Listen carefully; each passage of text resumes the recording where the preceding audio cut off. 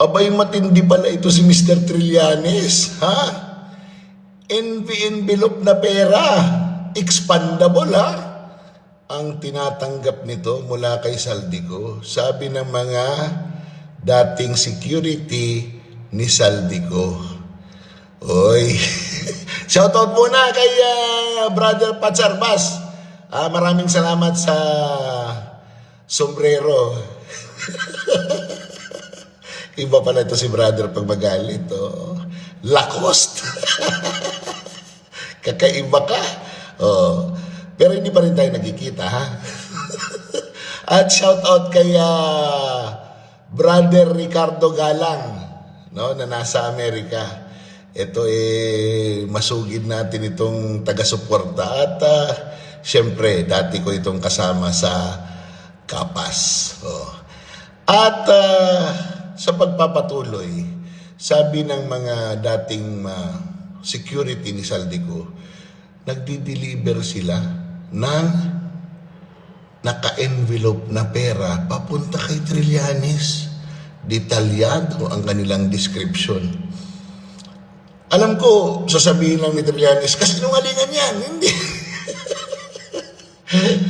Alam mo, Mr. Trillanes, kahit naman sino maniniwala sa sinasabi ng mga ito. Sundalo ka dati at alam mo na bawat pagkilos, bawat plano, ang unang pinag-uusapan ay yung logistics. Hindi naman ako maniniwala na gumagastos ka ng sarili mong pera para sirain ang mga Duterte.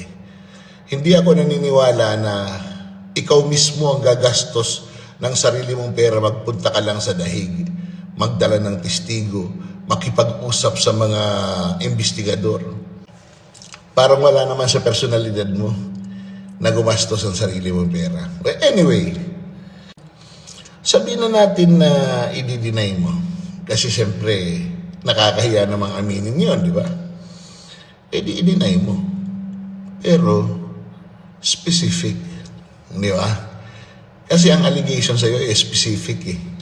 Sa pagkakataon na ito, medyo mahirap na ito kahit mag-file ka pa na mag-file ng maraming kaso laban sa mga ito.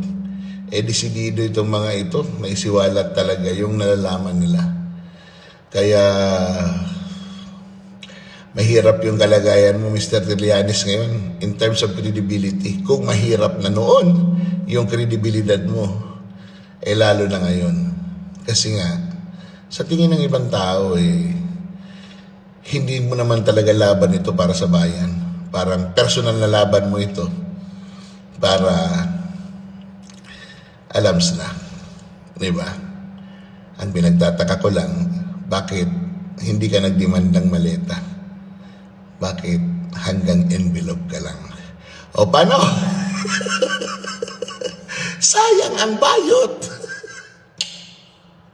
Vlogger yarn.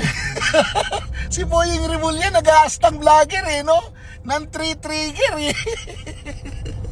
Iniinis niya yung mga DDS sa pamamagitan ng pagsabi, yung mga maleta, nagsimula pa yan kay dating Pangulong Duterte. Asan yung mga maletang yun? Alam niyo yung ginagawa nila ni Claire Castro? Talagang manginis lang, pero ito yun.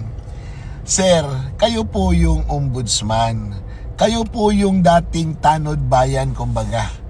Kayo yung nagbabantay sa katiwalian ng gobyerno, lalong-lalo na ngayon at present, na maraming nakawan ang nangyari. Bakit taga-tahi na lang kayo ng istorya? Bakit kayo na ang nag-theorize base doon sa mga kwentong alam ko wala ka namang basihan talaga Alam niyo, sir, sa totoo lang, do not add insult to the injury. Ano yung injury? Nasaktan na yung taong bayan sa nakawan ng gobyernong ito, ng pamahalang ito. Tapos, aakusahan mo pa yung ibang tao, ipapasa mo pa sa ibang tao yung nangyari ngayon. Sir, trilyon po ang nawala. Bakit parang ang ginagawa lang ninyo ay i-sugarcoat ang issue, mag-imbestiga ng kung ano-ano, pero yung mga totoo talagang may kinalaman sa kasong ito, hindi mo man lang mabanggit ang pangalan o maituro man lang. Sayang ang bayot!